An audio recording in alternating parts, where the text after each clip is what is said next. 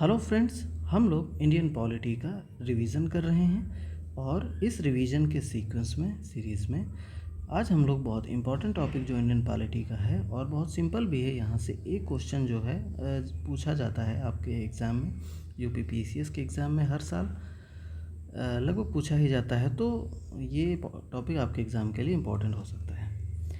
अब जो है, अगर हम लोग फंडामेंटल ड्यूटीज़ की बात करें तो इनिशियली जो हमारा कॉन्स्टिट्यूशन था, ओरिजिनल जो कॉन्स्टिट्यूशन था, उसमें फंडामेंटल ड्यूटीज़ को मेंशन नहीं किया गया था, केवल फंडामेंटल राइट्स ही मेंशन किए गए थे।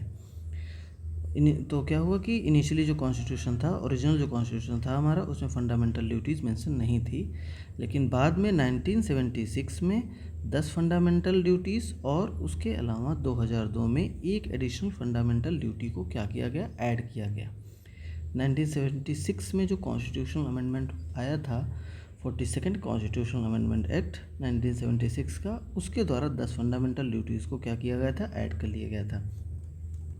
और हमारे कॉन्स्टिट्यूशन में क्या है, 11 फंडामेंटल ड्यूटीज़ हैं, तो 10 ऐड कर दी गई थी 42nd कॉन्स्टिट्यूशनल अमेंडमेंट एक्ट के द्वारा।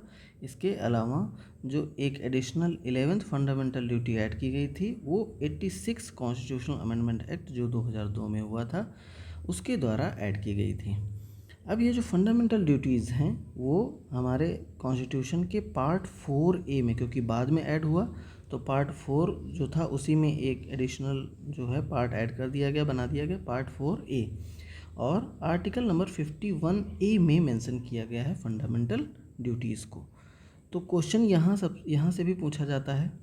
और अगर फंडामेंटल ड्यूटीज़ का जो प्रोविज़न्स हैं, जो कॉन्सेप्ट है, उसे जो है, जो पहले यूएसएसआर हुआ करता था, जो कि अब 1991 में विघटित होकर के रसिया बन गया, ठीक है, तो वहाँ के कॉन्स्टिट्यूशन से लिया गया है, यूएसएसआर के कॉन्स्टिट्यूशन से।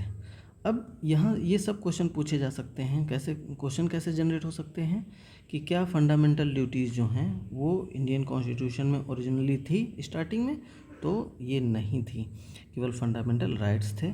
इसके अलावा फंडामेंटल ड्यूटी का जो कॉन्सेप्ट है उसे कहाँ से लिया गया, तो यूएसएसआर के कॉन्स्टिट्यूशन से लिया गया था।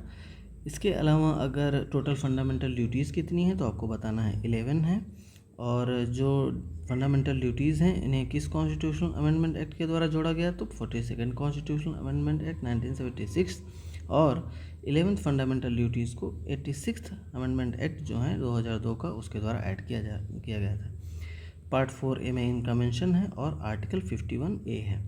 अब किसकी रिकमेंडेशन से फंडामेंटल ड्यूटीज़ को ऐड किया गया था, तो एक स्वर्ण सिंह कमेटी बनाई गई थी, उन्हीं की रिकमेंडेशन से फंडामेंटल ड्यूटीज़ को ऐड किया गया था। इन्होंने तो बहुत सारी बताई थी, लेकिन क्या किया गया कि जो है जितनी ज़रूरत थी, जितना गवर्नमेंट को लगा, उस हिसाब से उनको ऐड किया गया। अब क्वेश्चन जो है वहाँ उतने सारे पूछे जाते हैं। इसके अलावा जो 11 फंडामेंटल ड्यूटीज़ हैं, इन सब को आपको याद करना है, ठीक है, क्योंकि क्वेश्चन नेक्स्ट वीडियो में हम लोग जो है प्रीवियस ईयर में जो क्वेश्चंस पूछे गए हैं उन्हें डिस्कस करेंगे। तो आपको इन सारी फंडामेंटल ड्यूटीज़ को याद करना है, क्योंकि यहीं से क्वेश्चन पूछा जाएगा, यहाँ से भी क्वेश्चन पूछा जाएगा। तो सबसे पहले जो फंडामेंटल ड्यूटी है वो क्या कहती है कि हमें जो है कॉन्स्टिट्यूशन के जो आइडियल्स हैं, इंस्टीट्यूशंस हैं, नेशनल फ्लैग हो गया, नेशनल एंथम हो गया, इनकी रिस्पेक्ट करनी है। क्या करनी है? इनकी रिस्पेक्ट करनी है। और जो नोबल आइडियल्स हैं, है ना, और जो नोबल आइडियल्स हैं which inspired our national struggle for freedom, जो फ्रीडम के लिए जो स्ट्रगल हुई थी उससे रिलेटेड जो नोबल आइडियल्स हैं उन्हें हमें क्या करना है, फॉलो करना है। फिर क्या करना है, थर्ड फंडामेंटल ड्यूटी है to uphold and protect the sovereignty, unity and integrity of India. तो हमें हमारे देश की एकता, संप्रभुता, इन सबको क्या करना है, प्रोटेक्ट करना है और अपहोल्ड करना है। अगर नेशनल सर्विस की ज़रूरत पड़ी तो, और हमें या फिर बुलाया जाए तो हमें क्या करना है, अपनी कंट्री को डिफेंड करना है और नेशनल सर्विस देनी है, ये भी फंडामेंटल ड्यूटी है। हमें हारमनी प्रमोट करनी है और कॉमन ब्रदरहुड को क्या करना है, स्प्रेड करना है। हमें बिल्कुल जो है किसी भी धर्म के, भाषा के आधार पर या किसी रीजनल या सेक्शनल डाइवर्सिटी के आधार पर हमें कभी भी जो है नहीं करना है। बिल्कुल हमें बिल्कुल हार्मनी जो है प्रमोट करनी है। इसके अलावा जो हमारे रिच हेरिटेज हैं कॉमन कंपोजिट कल्चर की, वो सबको हमें प्रिजर्व करना है। नेक्स्ट फंडामेंटल ड्यूटी है जो नेचुरल इन्वायरमेंट है, जैसे कि फॉरेस्ट हो गया, लेक हो गया, रिवर हो गई, वाइल्ड लाइफ हो गई, ठीक है, इन सब को प्रोटेक्ट करना है और इन्हें इम्प्रूव भी करना है, जैसे पेड़ लगाने हैं, ठीक है, ये सब चीज़ें। इसके अलावा साइंटिफिक टेम्पर को डेवलप करना है, ह्यूमनिज़्म को, spirit of inquiry and reform, इन सबको क्या करना है, अपने अंदर डेवलप करना है। पब्लिक जो प्रॉपर्टी है उसे सेफगार्ड करना है और वायलेंस को अवॉइड करना है हमें।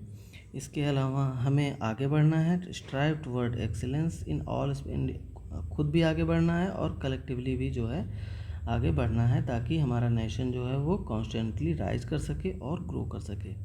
सबसे लास्ट फंडामेंटल ड्यूटी जो 86 कॉन्स्टिट्यूशनल अमेंडमेंट एक्ट के द्वारा जोड़ी गई थी, वो चिल्ड्रन की एजुकेशन से रिलेटेड है, कि जो पेरेंट्स हैं या गार्डियंस हैं वो अपने बच्चों को जो 6 से 14 साल के हैं उन्हें एजुकेशन ज़रूर प्रोवाइड करें, ताकि जो है हमारा कंट्री जो है वो आगे बढ़ सके।